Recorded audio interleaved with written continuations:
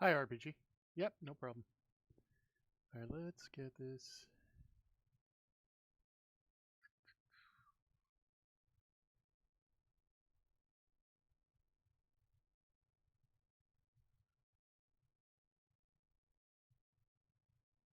Change that.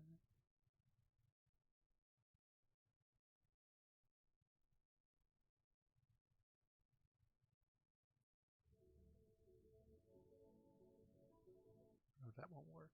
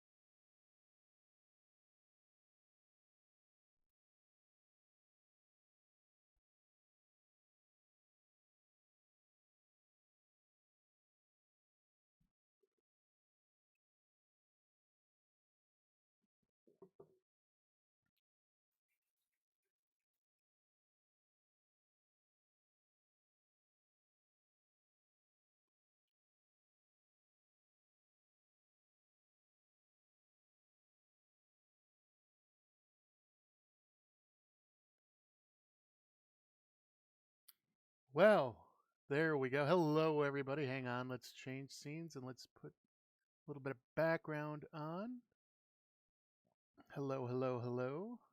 I think this is the... Yeah, there we go. Hi. Hi, hi, hi. It's good to see you. Hi, Jakatsu. Hi, Papaton. Hi, RPG. I know RPG's lurking, so we'll let him lurk. I hope you are all doing well. I hope you're having a good weekend. It is Saturday. It is like... It's like 20 degrees out here. 20 degrees Fahrenheit. So it's cold. I went grocery shopping before. I was going to actually do an earlier stream, but then I went grocery shopping. It's going well. It's going well. Just kind of well, you know what? The uh I don't mind the cold weather so much. I mean, to be honest, we haven't really had many harsh winters in like 5 years at least. So I'm not really like, "Oh my god, it's terrible."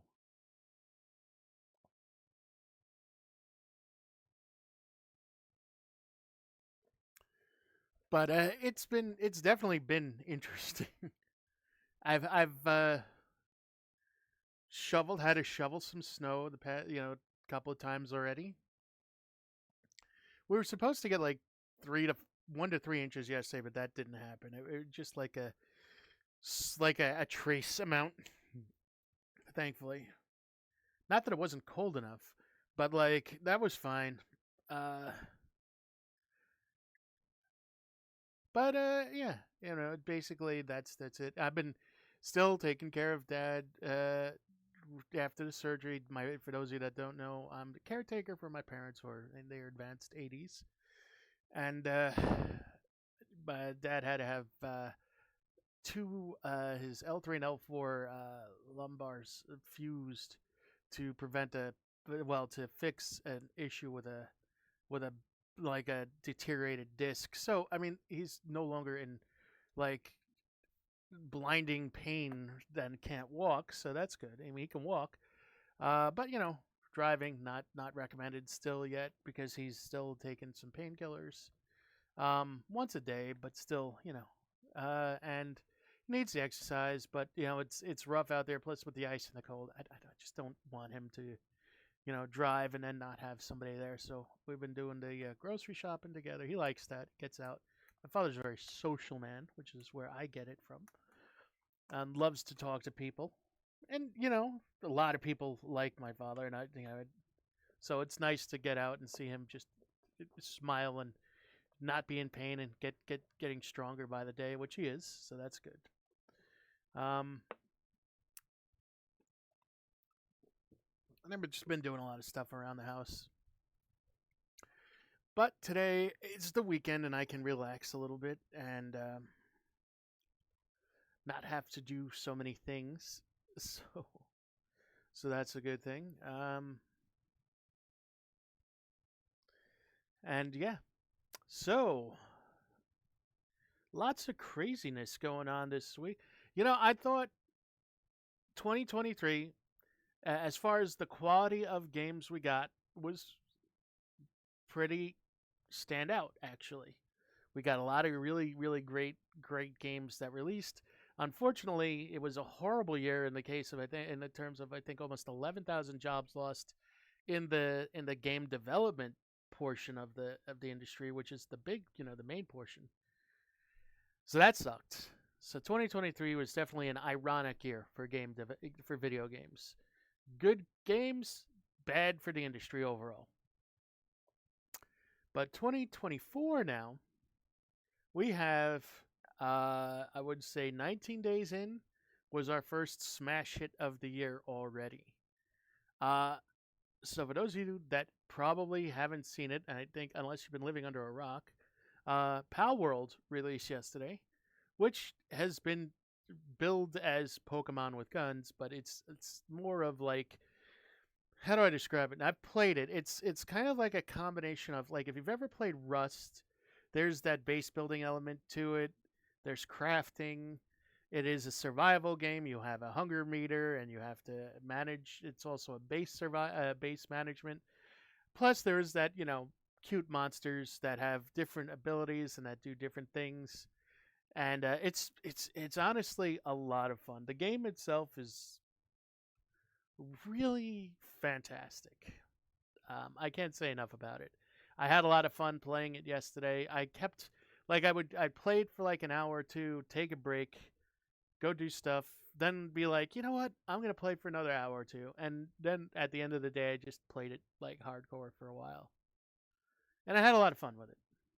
It's definitely, I mean, in the first 24 hours of sales, then the first 24 hours after launch, the game sold 2 million copies. And I want to stress that this is not like a big time dev. This is an indie studio that's putting this out. They're a smaller studio. And they've had other games out there, Craft World, or not Craft World, Craftopia, and two other titles. And I know I have to look into this. There's one that's like AI Art Thief, and I don't know if it's a game that uses AI art or whatever. I know the premise. I have to look into it. There were some artists that were like, well, it's an AI. I'm not sure if it's just the title or if it's something like that. So we'll see what's going on, because a lot of people, I'll be honest, uh, has become the norm. People just see something, and because it has something that they don't like in it, they don't do any other research. They just assume things, and then they just be talking shit on the internet without any facts to back them up. So, as much as some people I know have said that I have to actually do the research because other people just are too lazy or just want to react to something and find something bad with things before I make any judgment on that. As far as I know, I have played Craftopia. I really enjoyed that game, and I know it was in early access and still in early access.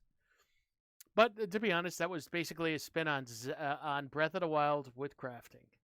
So, um, which kind of I think just wound up just being outdone by Tears of the Kingdom, which was Breath of the Wild with crafting.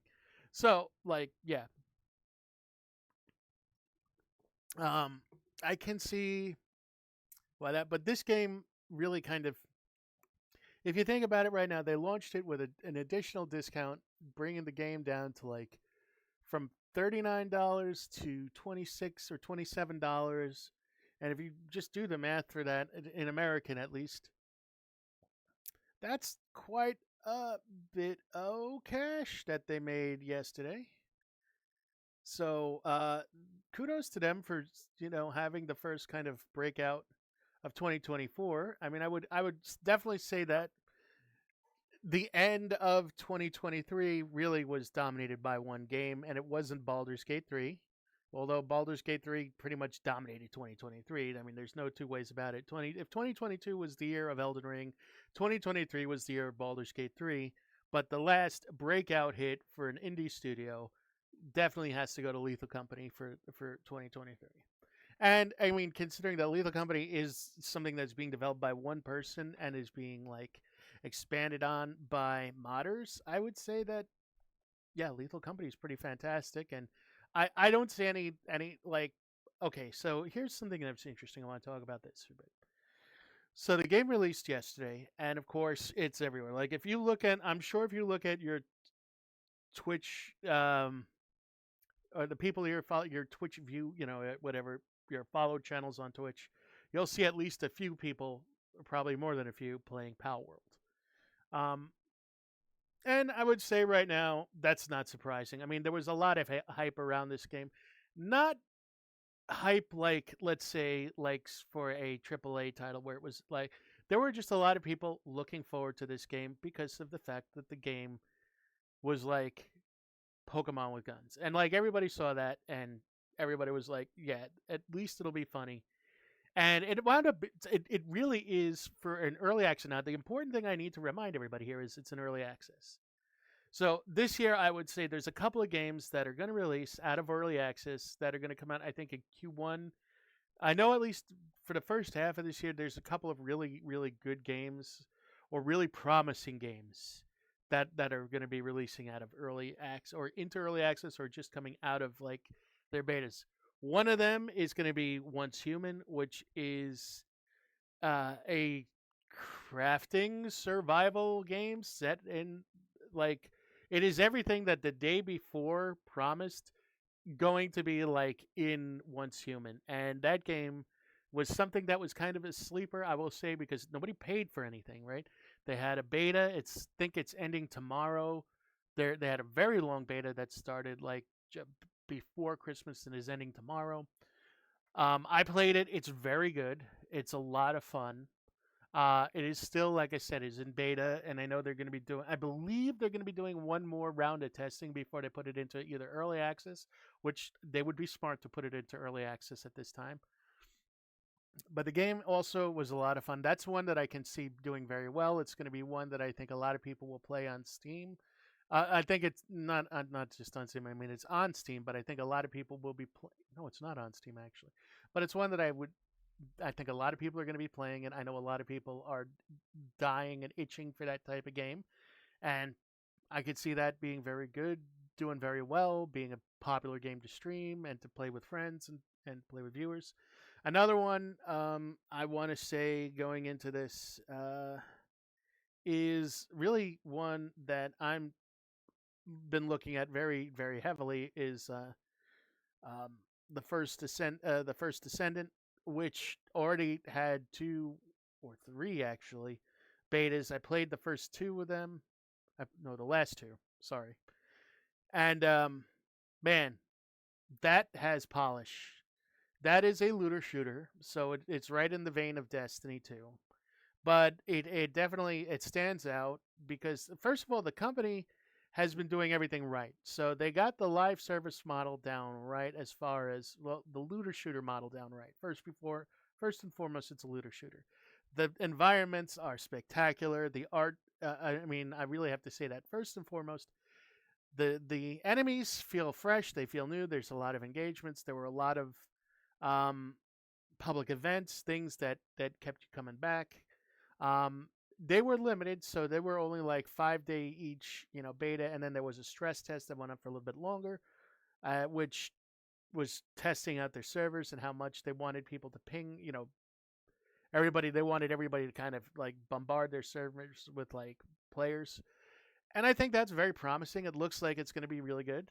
I know I'm going to play that. There's no question in my mind as to whether or not I'm going to get that because it kind of hits that spot where I was hoping that Anthem would hit, where it's got that look of Anthem. The only thing I will say I'm really pissed about Anthem, okay, is because Anthem had a lot of potential. And Anthem got killed Anthem got killed by lack of direction, starting with Patrick Soderlund, who was at that point the creative director at EA. In other words, he was in charge of all of the overall like direction of all the games that the company was producing. And he liked the flying portion, but then they didn't give BioWare the really any time to really do that. They kept having to reboot the game. And the thing is, that game was amazing because it brought something fresh, which was the whole aerial combat and the fact that you could, the combat system was good, but it just had no content. It was like a bare bones game. It was great combat inside of like the foundation of a game without much substance to it, which is ultimately what killed it. But the first Descendant, they've got the content laid out. They've been working on the content. They've been working on everything, doing the tests that they need to do, which is exactly what you want to see. You want to see a game company doing a lot of tests, running a lot of things like that, and that makes everything great. That's one of the things I'm like excited for with that game because they've been hitting the marks that I like to look at when I see a company. Because like a lot of times you'll see companies put out games, they'll rush to get a game out there, and then they'll launch it, and it'll be a piece of crap, right? Now, and that's kind of like why I'm like, I'm just excited to see this. There's a couple of other games coming out this year. I'm sure I'm not like paying attention to really a bunch because again, Pal World. Another one that kind of went under the radar for the Warhammer fans out there, and I know you're out there. Yeah, they that was Rogue Trader, which was a CRPG in the vein of the style of RPG of Baldur's Gate 3, but this was to Warhammer fans what Baldur's Gate 3 was kind of to D&D fans, and okay, it's a very good CRPG if you are a Warhammer fan or a science fiction fan or just looking for something different in the CRPG field. Definitely definitely don't pass up uh, Rogue Trader. I mean, that is the game for out there. I mean, there's a lot of things out there. It's one of the ones I'll call a sleeper. Also, I'm just going to point out that at the end of this month, um, Warhammer Inquisitor, which is Warhammer's action RPG, Warhammer 40K's action RPG, which has actually been very good. It's actually a very good RPG. It's very different in terms of feeling of like it's not fast paced like well it is a little bit fast paced like Diablo, but it's very story driven. But now they're switching to a seasonal mode, which is more in vein of or an episodic mode, which is more in vein of what they want to do for long term to deliver more content, bigger content instead of just doing a seasonal release for like 12 weeks at a time. And I'm excited to see what they're going to do with this because the company that put this game out has just been knocking it, not knocking it, but they've been knocking it out of the park since they released this game, and it has become a very very good game with a lot of content, a lot of things. They've just recently added in, well, within the past 2 years, they added in Sisters of Battle, which a lot of fans were really excited to actually be able to play them. In a video game format and actually have it be well done. So yeah, another game that I think is one that people are sleeping on a little bit, but which is seeing a little bit of a resurgence, and I'm going to talk about this because this is a fun segue, which is Warhammer 40,000 Darktide. Darktide is the 40k variant of, what do you call it? Warhammer Vermintide. It's the same company, Fat Shark. And while Vermintide, interesting thing, Vermintide 2, which was supposed to kind of wind down a bit, is still been getting updates from the company because it's a popular game. People love it. People love to stream it. People love to play it. So they've been updating the game, and it's still being updated. So they got two teams working consecutively on two projects. So you've got your Darktide and your Vermintide, and Darktide's just been getting a ton of free updates and free content. And it is a great game to play if you've got some friends. You and 3 friends get together, drop in. It is very much like Killing Floor 2, very much in that vein. It is a horde shooter. And you can go in and just have a lot of fun. And there's lots of loot to be had, there's lots of fun to be had, and it is a bloody good time. And the thing I have to say, which is interesting, is I think Warhammer is starting to see a little bit of more popularity because, honestly, a very interesting thing has been happening. So, for those of you that follow any 40k, probably may be familiar with Adeptus Ridiculous, which is which is a podcast, a weekly podcast, hosted by Bricky, DK Diamantes, and produced by Quiet Shy, who used to make a lot of DK and Shy used to make a lot of Warframe content, but now switched over because of a love for Warhammer. They switched over to doing lore videos on Warhammer and exploring different things, and they have a book club and everything. And Adeptus Ridiculous is a massively popular Warhammer podcast. Okay, it's partially the good, firstly the good chemistry between Bricky and DK, and it is a lot of the humor of Shy in the background producing this and putting fun things into it, and but it is also, they will do painting streams where they'll break out things and just paint and chill with their viewers and stuff like that. But that's also spawned a secondary, like a monthly or bi-monthly separate kind of podcast that comes out in addition called Detective Ridiculous, where DK will take on the primary hosting and talk about real life, like unsolved mysteries, kind of cryptids and things like that. It's really great to hear some of these things. And Bricky though is kind of like one of the bigger, I would say, content creators that does a lot of things with Warhammer and Warhammer related. Well, it just so happens that some VTubers have been getting into it, and we're not talking like smaller VTubers. We're talking about larger VTubers now, like Zentreya and Fruit or Apricot, and of course, then you've got Matara Khan, who's the newest member. So a lot of VShojo has been getting into Warhammer, and because of that, Matara, who has largely been doing, who is the newest member of VShojo, Matara Khan, has been doing a lot of. She has a book club for 40K on her Twitch chat and in her community. She also has been streaming Adeptus Mechanicus or Mechanicus, and has also been reacting to some of Bricky's videos. But because of that, now she and Bricky have been doing collabs together, and now Bricky's been doing collabs with other members of Shoujo as well. So it is now. I love Bricky. I've been following for a long time, and Bricky was always somebody for I'll use the term flesh tuber, probably mainly for hilarious reasons. But because of that, I've been seeing Bricky go from somebody who is like a, let's say, a I hate to rank people in this, but I usually go by view accounts. Like you can see there's definitely different tiers of streamers when you go by how many concurrent viewers they usually have. Now Bricky is pushing well over 1K viewers or almost 2K viewers. And it's good to see that because I think to a large extent, the reason I have to say this is because I think to a larger extent, you either liked VTubers or you didn't.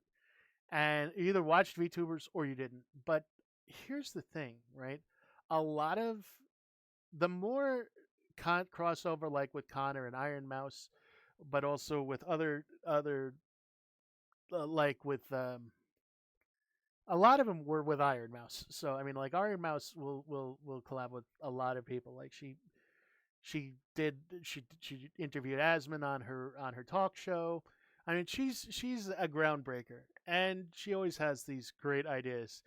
But like, it's nice to see other like IRL content creators and VTubers working, like streaming together and doing collabs together, because I think that benefits both sides of the streaming sphere. A lot of people don't take VTubers seriously, and there's no reason not to. Again, I say this because a lot of people still think VTubers is like, oh, it's just a fad, things, whatever, or oh, they're all just idols and stuff like that. And yes, there are a lot of VTubers are very talented. See, here's the problem. I think again, I want to say I think the problem with the view of people have of VTubing and things like this is because you see it and you think, oh well, they're just lazy. And this I've heard this, right? It's like, oh, they're lazy. Oh, they don't want to get out. No, it's a lot of people that VTube do it because they have social anxiety that can be, moderate to severe, where this is that layer of protection. It's like putting up a wall of protection where if somebody's like, "Oh, I don't like your model," it's still, while it may hurt, it's not the same sting as, "Oh, you're ugly" or something like that. And again, this is one of the things. Now, I'll say that most I will say that's like almost never the case, like that whole thing. You'll hear that people, oh, it's just some 40-year-old guy. No, I'm a 40-year-old guy, and I'm hot, damn it. But no, but what I'll say is that I have met quite a few VTubers and behind the curtains, and I'm not gonna say who, but yeah, no, you look at them and you're like, how are you not a model? Or how are you not like, my God, both the men and the women are just like ridiculous. Like the talk about the pretty people category. That's what it is. But I will say this. It's nice to see that kind of like stigma is gone or it's going away.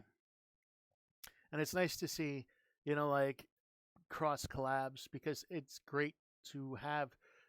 I've like I've seen this for a long time with Peppy. Peppy's like the best, I would say, doing this because Peppy collabs with Ruby Vox a lot, and Peppy will just collab with anybody that she's friends with. It doesn't matter VTuber, not VTuber. She'll collab with Nightfawn and a lot of VTubers that I know, and then she'll do a lot of things with everybody. Peppy's also one of those people that I just love. Pepperana. If you haven't seen Pepperana, or if you don't know Pepperana, I'm going to shout out Pepperana because Peppy's amazing.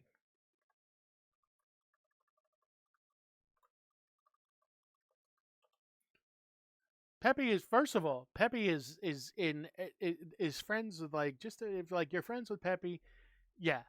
Peppy loves to play. First of all, I want to say this: Peppy's a very busy. She works, she's family, and she mods for like just about everybody I know. And then on top of that, she's a talented streamer in her own right and puts out a lot of funny content. I think she is like the glue that is like that holds a lot of that brings a lot of people together. That is 100% the truth. People know Peppy. Everybody knows Peppy. Peppy will go into stream and you'll see people be like Peppy, and and she's like Norm from Cheers. For those of you that are old like me and maybe remember Cheers, whenever Norm would walk into the bar, everybody would be like Norm. That's Peppy. But yeah. But I want to say this. The other thing I've been excited about and I've been having fun with is Minecraft. Now, this stems from just watching a lot of people play Minecraft on streams, which is always the case. But also because I have just been wanting to just do something that's just strictly creative with like other gameplay where I don't have where there's no like, oh, I know the goal is to defeat the Ender Dragon, but you can still keep building after that. And a lot of times in the past, I would just switch it on creative and just play for a while. But there's no challenge to that. So I went through and I looked through up a couple of different places to see what some of the better mods were out there. And I went through and I put together a mod pack with stuff that I liked in it, obviously.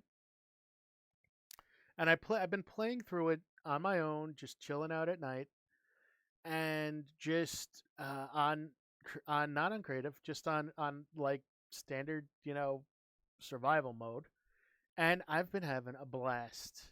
Now, I'm gonna say this. I'm still like early in the early part of the game where like I haven't done, and I think I've died about 6 times.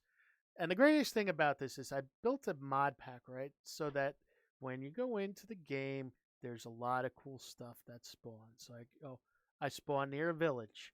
Oh, if you spawn near a village, you know what you're gonna do. If you've played Minecraft, you know you're gonna go in and rob that village blind, right? You know you're gonna go in there and rob the village blind, which is what I do. But at least at this point, like you can go into the village. Usually you spawn somewhat near a settlement. Um, but it's just fun to do that. Like I like to go in, build stuff. I built up my first, my typical, the way I always start in Minecraft, right? Is like I'll start and I'll build what I call my standard square fort, which is literally a box that with a torch inside that I can hide in from like the zombies and the creepers and everything else. So that's one thing that I always build first. Shelter. Then I always from there I grow it out and I figure out what I want to build.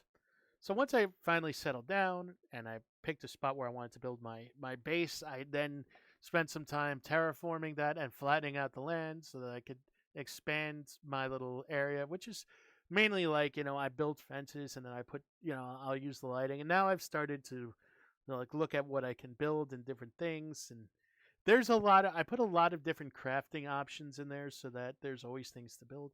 Now, this is mainly for myself, but I'm testing this out because I'm like, I do build Minecraft servers. Like, I will build, like, if some friends are like, hey, let's play Minecraft, I will build a Minecraft server and run it from here. and I will be like, okay, let's do this, and I will put in a mod pack. I'll give everybody a link to the mod pack that they can download, and yeah, you can go download it and have fun with it and play with it. And even at that, I can still send people links to the mod pack, even if you want to play by yourself. You can. It's a pretty solid mod pack, and we will stream Minecraft one day this week, probably tomorrow, actually, maybe even tomorrow. I think. Um, I always like to kind of chill and talk a little bit about what's been going on and catch up on things. Um, so yeah, but like this is where like I've been paying attention to and what things I've been doing. I've also been like enjoying um a lot of. I've been playing a lot of things. I was thinking about this the other day. Like I was having a conversation with Jakatsu the other day about Power. I think it was yesterday. In fact, we were talking about, and and I was talking to Nira and my friend Nira, and Nira's like, "Yeah, I'm burnt out on Lethal Company because like, yeah, it is literally the same game over and over. Like you go to Moons. There's not a lot of depth to Lethal Company yet. I know they're continuing to add new things to the game, so it's like one of those things. Like I'll play for a while, and then I will take a break, and then I'll go back after there's another update, and I'll play a little bit more. But listen, Lethal Company is a game that I can because now people are like, well, Lethal Company will die out. Well, the hype will run out on the game, sure, but I don't think it's going to die out because it is a game like. Now brace yourself, right? There are a couple of games that are great to stream. In other words, Lethal Company won't be in the top, you know, 5 on Twitch, but it's always going to be up there because like Phasmophobia, like Among Us, like even Fall Guys. These are games that you can play with multiple people, that you can have friends on, that you can easily collab with. They're not break the bank expensive, and you can go on and play it at any given time. So these are games that are almost staples. If you're a streamer and you have friends that you stream with, or you have a community that you want to play games with, these games are almost no-brainers to have because they're almost always going to be popular because of the fact that the price point is right, which is under $10, and you're going to be able to play that and get hours of fun out of it. And that can go on for a long time. Plus, the fact that there's the modding community has a whole is able to put content out and player produced content out. That's always going to extend the life of a game. I mean, look at Skyrim. Skyrim is alive for as long as it's been alive for, not just because Bethesda keeps releasing new versions, but because the modding community keeps adding things to the game. And that's what's happening. If you want a game that's going to last and continue to sell, one, I think multiplayer is a huge portion of that, and two, I think you definitely got to add modding to it or add mod support to it because that will continue to give the game life beyond the life for a very long time. Let's put it that way. And those are two things that I think are important with modern video game design. Unless you're producing a live service game, in which case that's different. But most indie companies aren't really producing live service games. I mean, you have a few out there. I mean, technically, Grinding Gear Games is an independent company. And yes, they have Path of Exile. And the same thing with the company that's producing Last Epoch, which is another one that's actually going off of early access and going into full release in, I believe it's the end of February? Middle to the end of February. Last Epoch has its 1.0 launch, which is also going to be huge. So again, like I talk about this, there's a lot of things. Supposedly this year we're going to get, well, I say supposedly. I believe this year we're probably going to get Soulframe from the developers from Digital Extremes, aka the developers of Warframe. Soulframe is their their fantasy variant of Warframe, which is the science fiction, kind of rooted in science fiction. So that's exciting. And there's going to be a lot of things coming out this year. Now, people have said, what do you think about Destiny 2? And look, I've seen some things that give me a little bit of hope for Destiny 2. But I have to say, That's just concept art at this point. Destiny has to really, like Bungie has to really knock it out of the park and figure out a way to reliably generate income so that they don't lose their executive leadership, which I honestly believe they should replace the executive leadership. I don't believe that Sony, though, has any sort of really. Look, Sony's leadership when it comes to creative leadership is just not there. It's a few people that are heading the studios that they have. Sony themselves are not capable of producing a game. It's the studios they have, like that produced The Last of Us, like you know God of War, Sony Santa Monica. But without the people there or the creative directors that are currently in place, Sony themselves are incapable of producing anything like really worthwhile. That's why the few titles that they have, which are huge, um, are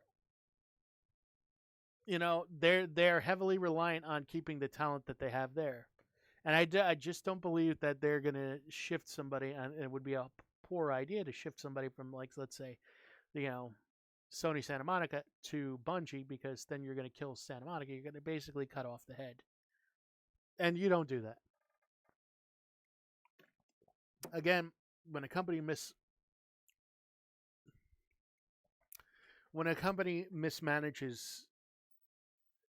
itself to the point where they have to do a lot of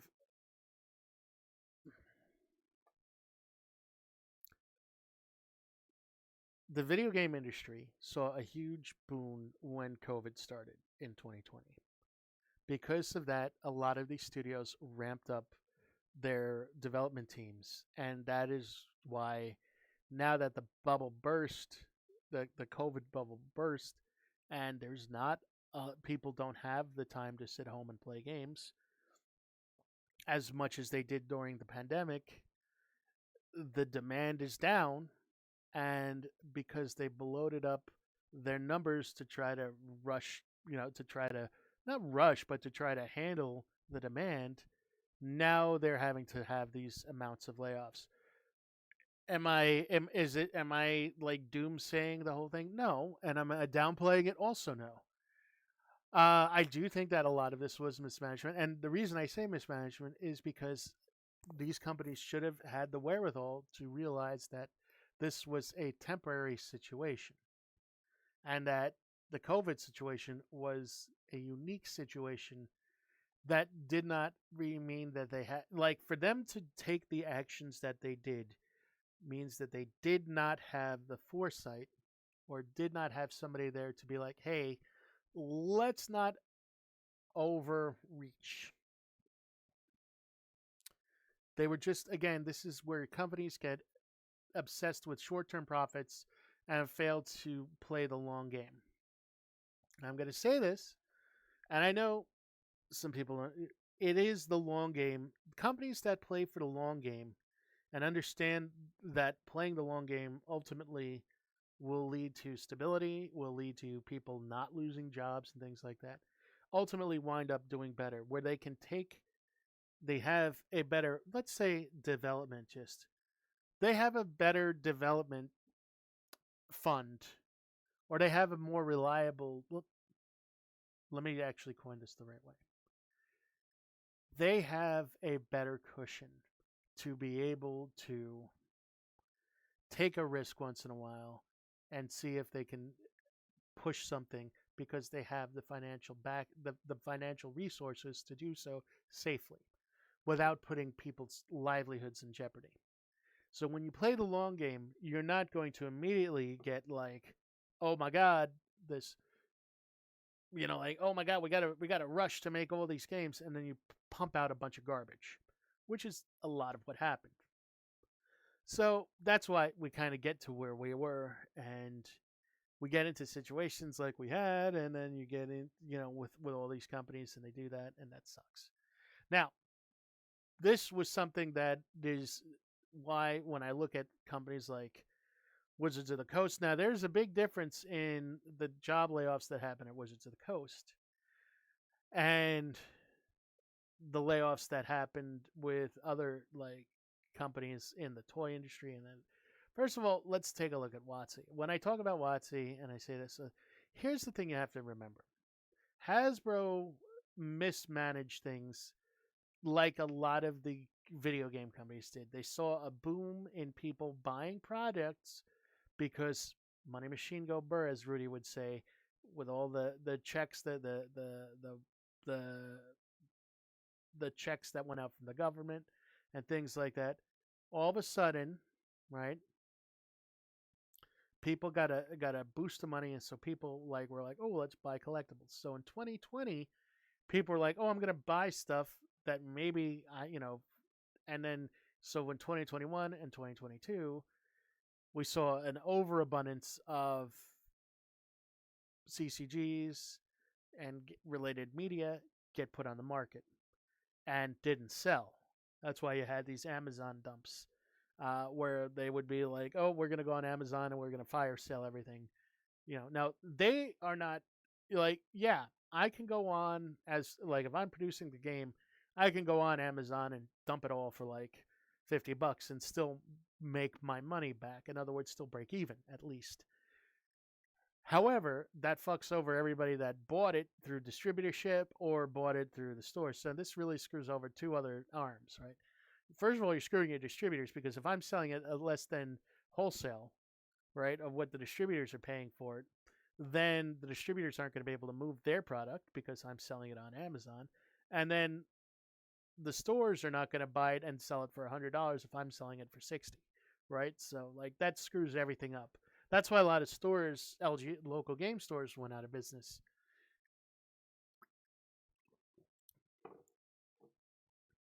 So like it's horrible what happened. So that's why when I look at things and I'm like, especially looking at what happened and everything that went on with those industries, I have to take a step and look at it and be like, okay, well, this is why that happened, and that's exactly it. That's why it happened. A lot of it was related to fallout from COVID. So yeah, that sucked. So um, but yeah, I mean that's where things have gone on from. Now, what do I think about the first of all video gaming going forward? I think a majority. I want to say I hope that there are no more layoffs this year. I hope that these companies have now kind of balanced out where they need to balance out and can now get back to the business of trying to grow again and trying to hit or basically make good products that go out and that sell. Now, I think again we're going to see a lot of really good indie studios products this year. I think that's where if I had to make a bet on where I think a majority of the good titles are going to come from this year, I'm going to put a lot of money down on my money's going on indie studios, small studios, mid-sized independent studios. I think you're going to see a lot of things, and we got a couple of things coming this year. Supposedly this year we're gonna get Path of Exile 2, which make no mistake, if Path of Exile 2 launches this year, it's going to be huge. I also think that Last Epoch is going to be a huge launch. They already have Twitch campaign planned out for the launch of that game, which means I'm sure they've already reached out to a lot of larger streamers. Um, but I could say the ones I know are going to be like really hitting that game hard. Last Epoch, you're going to have your Riker, your Dat mods, your Asmongold. I mean, Asmon's always been a fan of action RPGs. You're going to have, I would say, you'll probably have an Iron Mouse in there with a sponsored stream. Pretty much most of your large streamers will get early access or will have keys to give out or drops to give out, and you'll have a ton of people watching when it launches. The good news is it's been in early access for like a couple of years now, so the server stability should be pretty good since the game has been out and has already had some preview like seasons and things like that and has already done their stress testing. So again, I don't think that's going to be a problem. But like I said, the big one that I really think is going to hit is going to be when Path of Exile 2 comes out. I also think that obviously I want to say that if there was a Call of Duty in the works for this year, it's probably going to be a big event, not because it's COD for any reason specific, but because it's going to be the first time that Microsoft is going to be the owner of Activision Blizzard as opposed to it being a product of Bobby Kotick. So people are going to be looking at that to see how they handle monetizations and things like that. Now, the other thing, of course, coming with that is we've got a couple of big expansions for some very popular RPGs. Elder Scrolls Online has a new RPG or a new expansion coming out relatively soon. I believe that's like the first one that's going to hit. And I know some people will be like ESO, but ESO is one of the big popular ones. And again, ESO is one of those that it's like if you like it, you buy it once, and then you can buy the other expansions, much like Guild Wars 2. Guild Wars 2, at the end of last year, I think it was in sometime in November, the latest expansion dropped. I know that the big ones, though, the ones that everybody's going to be looking at are going to be Dawnwalker, and of course, the World of Warcraft expansion that's coming out. Both of those are releasing this summer, so you're going to have two of the largest two MMOs on the block are going to be having big expansions come out for this summer. And it's going to be this will also be a big test because this will be again headed by, for World of Warcraft, this will be headed by Chris Metzen, who was the heart of World of Warcraft for a long time. So there's a lot of things riding on this going forward, and to see how much they've learned and how much they will change from Dragonflight going ahead into the new expansion. And of course, the first in a brand new setting for Final Fantasy XIV. We're finally out of the whole. Really, we're kind of done with dealing with the fallout of the Ascians. So we're on a new arc, the beginning of a new arc, potentially a new 10-year story arc, the next one. So we're going to see how that plays out. So again, this is very exciting times, especially if you're in an MMO. I know that there are some other MMOs that are supposed to launch, but I think the other games that you really have to look at for this year are probably going to be Zenless Zone Zero when that launches, because MiHoYo, and I'm talking about Gacha now, we have to kind of address Gacha. Zenless Zone Zero from HoYoverse is going to be one of the ones that you've got to factor in as having some sort of potential to shake up the gaming landscape, as well as, well, you have to kind of look at other games like Wuthering Waves that's coming out, and there was one from Bandai Namco I'm forgetting, but there's a few big time gacha games that are going to be coming out, which again, as I say, the key to being successful and having successful gachas in terms of like what MiHoYo does or what Hoyo does is having a good core fun gameplay and game that you build all the other elements around. So we'll see how those do. I'm sure that's going to be another thing.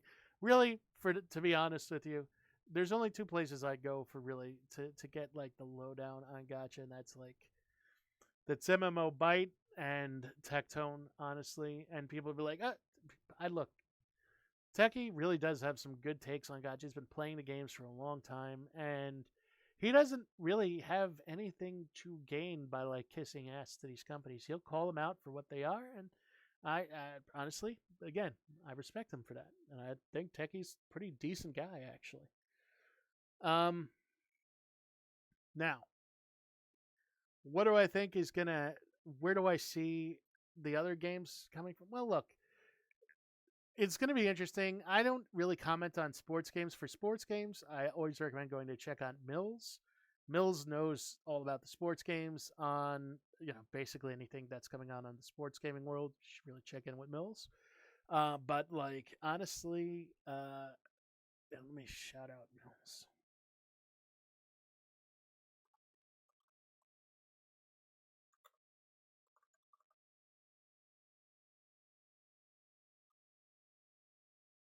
Yeah, definitely go check out Mills.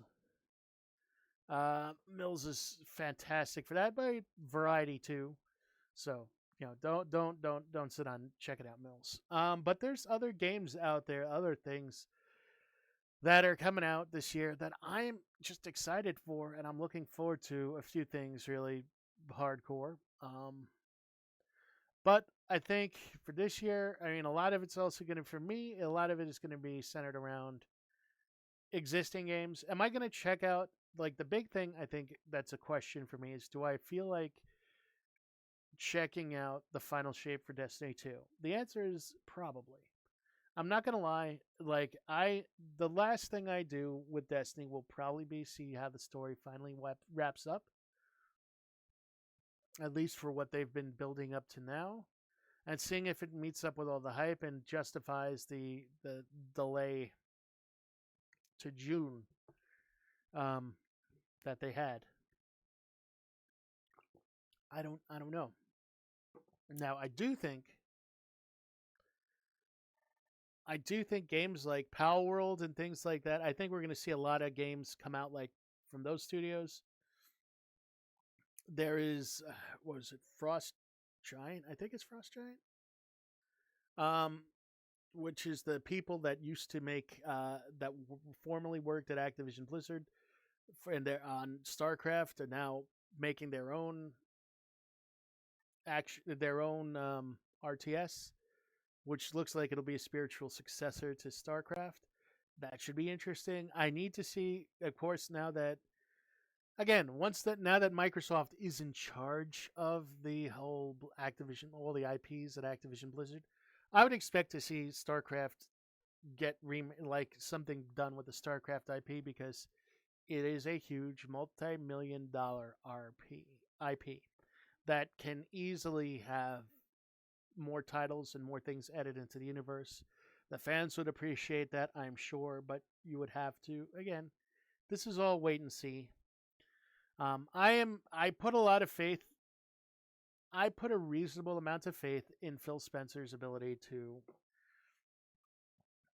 handle things on the Microsoft side and with the new acquisitions. And I don't think that they're going to have spent the billions of dollars they did acquiring Activision Blizzard to just let IPs just sit there and not produce. And I look at this, and I'm coming at this from the perspective of somebody that's owned businesses and ran businesses before. Um, you just don't let things sit where you can make money off of them because, again, you're in the business of making money. And as much as that's going to sound like, oh, well, you're talking at this from a business, of course, I'm going to talk about things from a business point. You have to look at things. You have to be willing to, as much as I'd love to look at this from purely the gaming thing and be like, oh, yeah, no, look, StarCraft is a huge IP with recognizability, with a fan base, and with people that want stuff from that. If you're going to want to sell any sort of merch related to that, if you're going to want to make money off of that IP and have that be the most value you can for your buck, you're going to be producing new content for that IP. People are going to buy it. You're going to want it to be good content so that you can continue to sell and have that IP be profitable for you for years to come. It's the same thing with people who are like, oh, Heroes of the Storm's dead. I got news for you. I would not be surprised to see Heroes of the Storm get a new team or an expansion to the team that's currently maintaining it to bring it back up, to do something new with it, to reinvigorate it. Look at Smite. Smite did collaborations with a lot of different companies, including VTubers. So you're gonna see whatever's hot. You're gonna see some crossovers, some new blood bred into the be put into these teams and these IPs. That's definite. Now, this is the big thing. what do they do with all the other things? Like I would expect, I am hoping that we'll see some more Spyro games. I'm hoping that we'll see some more remasters of Tony Hawk classic games and some classic titles that they have. Um, I'm hoping for actually good Call of Duty games. I'm hoping for a lot of things from this. We'll have to wait and see. And for those of you that are wondering, like, look, they've got a whole mobile division in King, because don't forget that King is part of Activision Blizzard. So yeah, that crossover that you've been waiting for with bated breath, he said sarcastically, between like Candy Crush and World of Warcraft could be a thing. You never know. But yeah, I digress. I'm just having some fun with that. Anyway, it was a short update, and I do appreciate you all taking some time. We are gonna go raid out to my friend Jambo, who's celebrating 4 years of anniversary, 4 years of, I believe, streaming and being a partner. And I gotta say this, Jambo's just an awesome person, wonderful friend, somebody who really gets my warped sense of humor and is always there for making the wild and crazy jokes that we make on occasion. So go say hi. And thank you again for spending a part of your day with me. Um, I am going to take it easy. I think I gotta do a couple of things around the house still too. That's why I'm making it a little short. But we'll be back tomorrow with some more stuff. So we'll play some games tomorrow. I think we'll do a little bit of Minecraft tomorrow. Maybe we'll check out some Pal World and whatnot. Even though I'm loath to do that because it's super populated, I'll still do it for a little bit. Anyway, have a good day. Thank you for joining me. I hope you have a wonderful weekend.